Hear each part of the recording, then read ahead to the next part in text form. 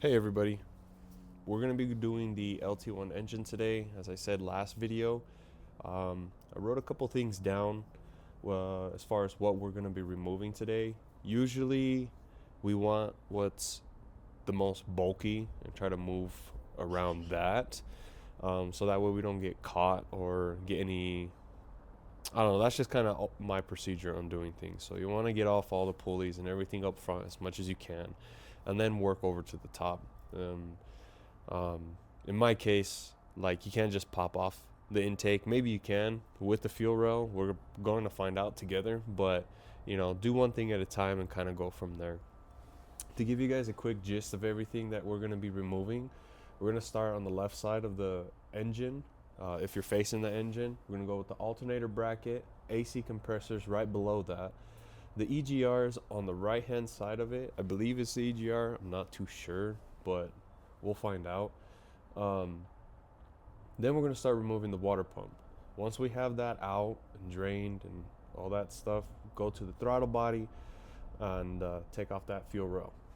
Once everything from that top piece is done, we're going to go and take the intake manifold off, take the exhaust manifold off, then move back over to the front and remove that harmonic balancer, because that OptiSpark sits right behind it, and I think you have to remove that piece first, and then I think you remove the harmonic balancer in order to get that OptiSpark off. I'm not too sure, but we'll find out together.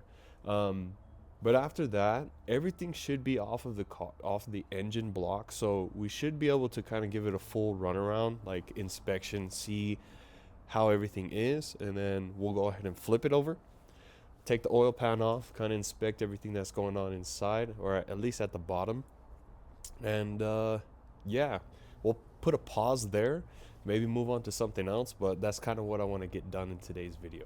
So we'll find out how this goes. Also, really quick, you guys want to get any bolts that you take off, put it in a baggie, label it. For like this one's for the flywheel. Throw it in the box, it doesn't get all scrambled or lost, and you guys are good to go. So just quick tip. So I gotta touch that.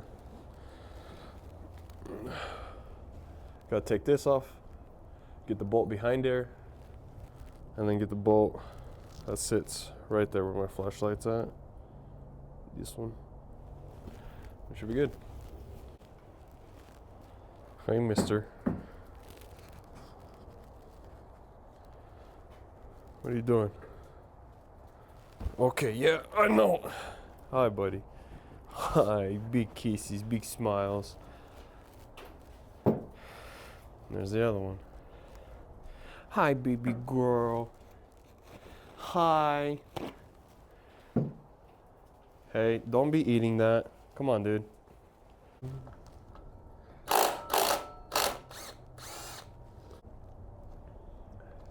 Of course, you don't want this. That goes there. Bolts inside.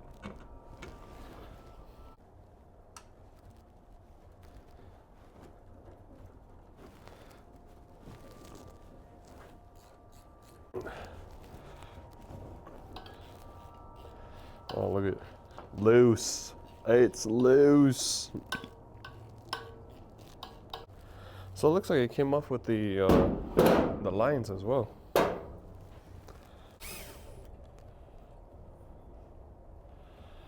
All right, low key, I don't know if I'm gonna be needing these lines.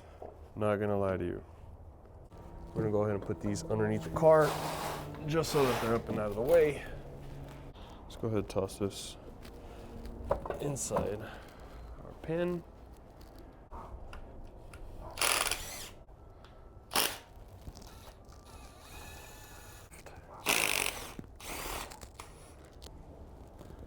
Okay.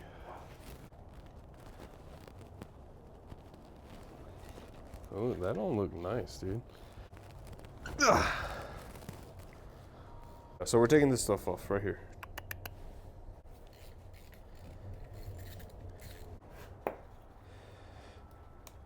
Oof. God damn.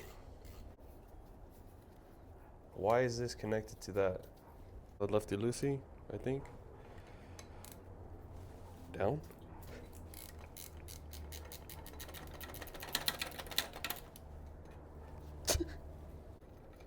Boom.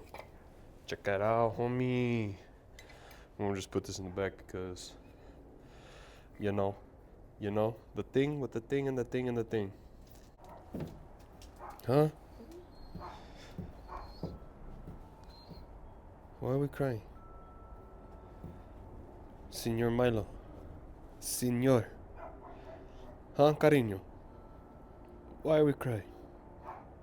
Why are we crying? Why? Okay. Alright, tall boy. I love you. Oh, damn.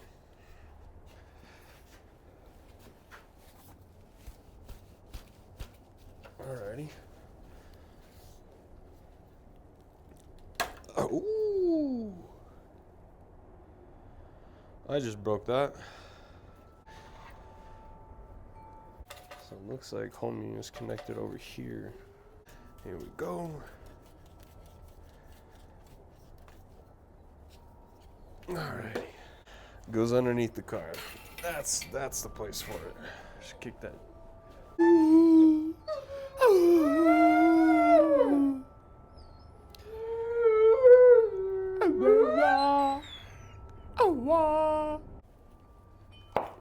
This is for the distributor. The distributor goes in the evaporator.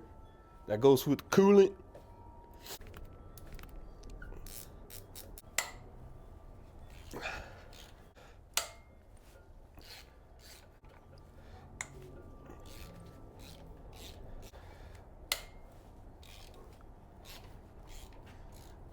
Boom.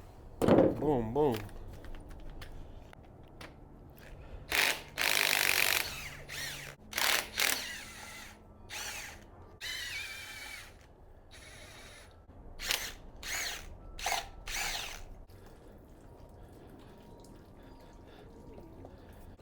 Okay. Nothing too crazy. Looks like I'm just stuck on one thing. Alright, and there's the water pump, guys. Alright, we're back from a little snacky snack. I'm not gonna lie to you. I have to look up a video on how to take that off. I know I have the right tool, but I don't like risking anything. I'm not, you know, I don't want to risk anything. So I want to make sure that, you know, the tools that I have are going to work for this harmonic balancer. And then I'll pull the OptiSpark off later. So right now the goal is to kind of get the rams off and pull off all the spark plug wires. Kind of see what I'm working with. Take out these lines, these goofy lines. And valve covers and throttle body, intake, that type of stuff, feel rail. So we'll probably start with this side since it's a little bit easier to get to right now. Okay.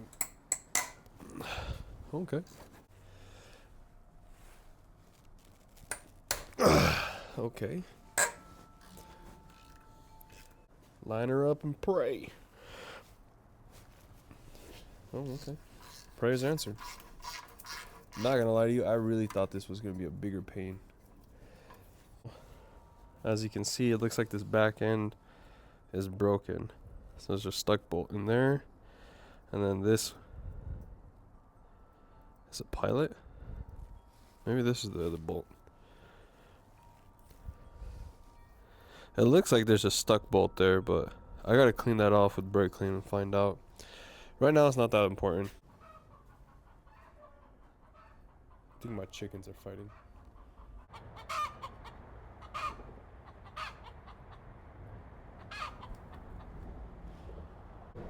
Anyways, don't ever get chickens. They're very destructive. They're cool for getting eggs, but low-key, they do stuff like that. It's so random.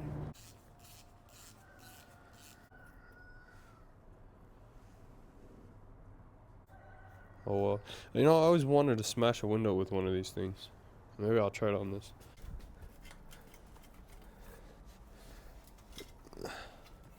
Maybe not, maybe up and out. So there's up.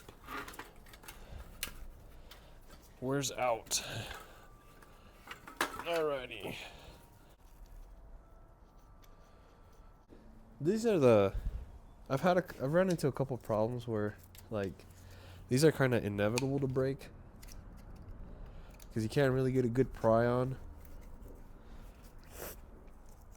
from the bottom.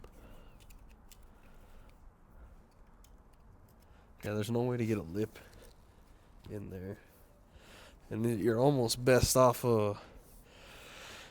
basically in this situation where it doesn't just pull out. You're gonna have to flip it over, take the oil pan off, and then hit it from the outside, and that's what's gonna pop it out. Okay, so basically, I got the oil pump lines or oil cooler lines. I don't know what they were. Off. Just gotta remove this oil.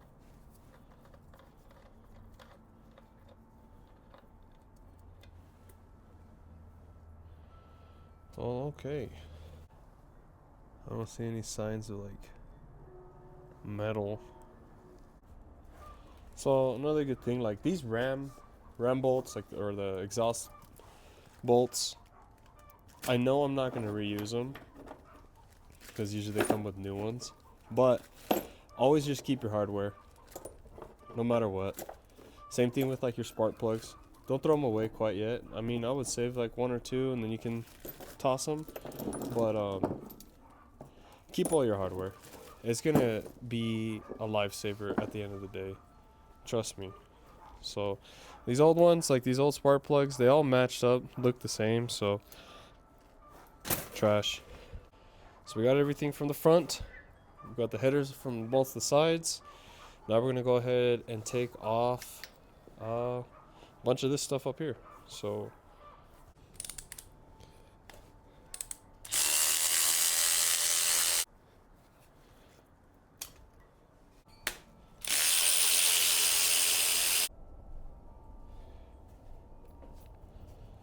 okay guys, so basically a little bit of a time skip, but I was able to get the intake off and all the other things wrapped up. Motor's looking good.